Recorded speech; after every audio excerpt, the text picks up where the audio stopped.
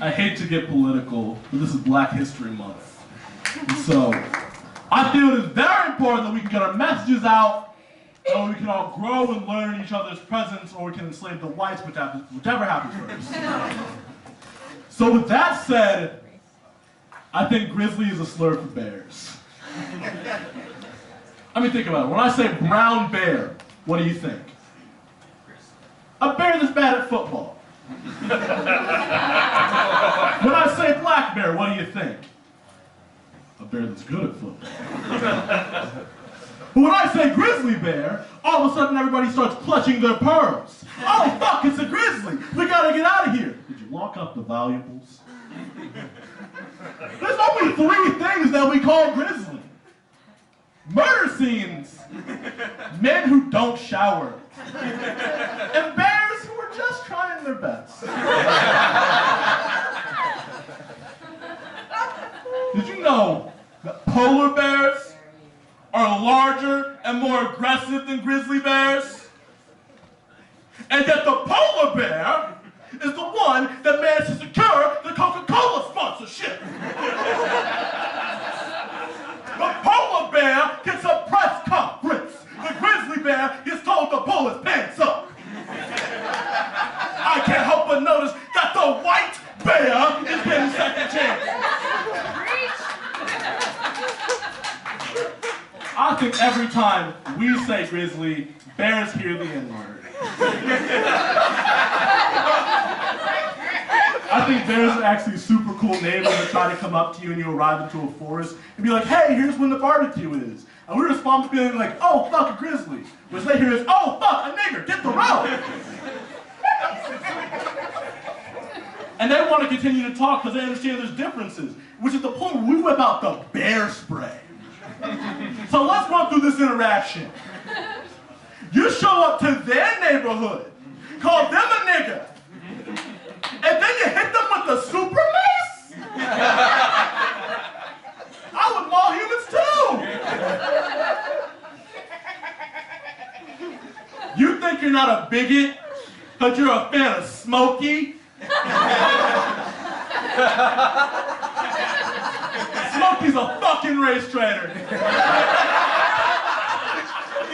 Smokey's the 3rd biggest race trader in America, after Herman Cain and police horses. They only love Smokey because he coons for the white man. He put on the hat, got a haircut, started preaching about personal responsibility. 50 years, same old grift. Only you can prevent forest fires. Tell me something, Smokey. Is forest fires on your mind when they're killing unarmed grizzly bears in the streets? Y'all say you love Smokey, but you're not letting him into your home. You had a hiking phase in college, but I don't see you with a cub right now. If you saw Smokey in your neighborhood, your first thought would be property values. I have a dream that one day, bears will be judged not on the color of their fur, but on the content of their character. Let freedom roar! I started reaching this conclusion that grizzly is a slur when I was about 4 years old. My dad took my sister and I to Build-A-Bear workshop. And he got my sister this pristine, white polar bear. And every time he pressed his paw, it just said, I love you. And he got me! This ugly, brown, nigger-looking grizzly bear! This moon cricket-ass grizzly bear! I hated that fucking bear so much. I cried every time I looked at that little jigaboo. My dad, being the supportive man he is, always tried to comfort me by saying, quit being a bitch! Which is actually how you say I love you in his language. I love my dad, but as I've lived with him now for like a year, and I'm realizing we have like nothing in common. For example, I like to read The Atlantic I pretend I'm a 30-year-old white liberal from New Jersey who tells everybody I'm from New York. He likes to read erotic Harry Potter fan fiction. It makes our book club very weird. My dad's a big fan of Bill Maher, and I hate Bill Maher. Because if I wanted to hear 45 minutes worth of dumb white opinions, I would be in Ladue. My dad really wants to live vicariously through other people. Like, he's a huge fan of Madden. And I'm not, like, against Madden, I'm just not the Madden demographic. Like, there's three kinds of people who play Madden. Divorced black dads. Their sons who are trying to relate. And hyper-aggressive white children. So 100% of Madden players think they can say the N-word. My dad lives vicariously through his Madden because every time he makes a character, they're always over 6 foot, with a full head of hair, and they're all present fathers. That's his favorite joke. My dad also liked to live vicariously through me. Like, when I was 12 years old, he taught me how to tackle. By tackling me at full speed. I don't know if any of you have ever had this experience with your parents. So I'll just tell you. Shit hurts! Imagine doing that with any other contact sport. Like, imagine your dad trying to teach you how to box. She's like, wham, get your hands up! Why, so you can break my hand, my face, and my spirits?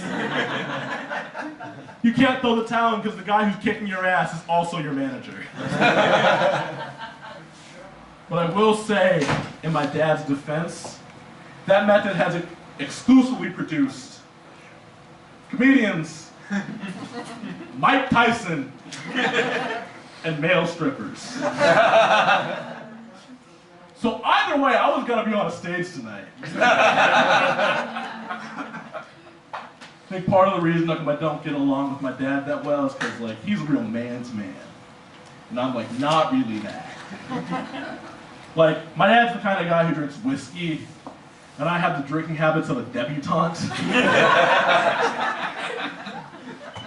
A couple weeks ago, I invited a friend of mine to a wine night, and he didn't show up. And I think, it's no big deal. More for me and the other Real Housewives of Clayton. Maybe he's not a fan of Sauvignon Blanc.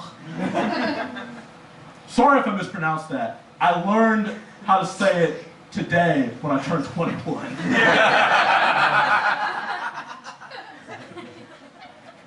But a couple weeks after, not a couple weeks, a couple days after that, because I'm in college and I'm an alcoholic, I had a gin and tonic night. And he does show up to this one. We get a couple drinks in and he turns to me and says, Dorian, I'm sorry I didn't come to your wine night. It just seemed a little bit fruity to me. I'm like, buddy, do you think that gin and tonic is the only thing stopping me from sucking your dick? That's only funny, you like swiper, no swiping! No, man, it's the bald spot that's stopping me. Come on! All right, y'all, that's my time.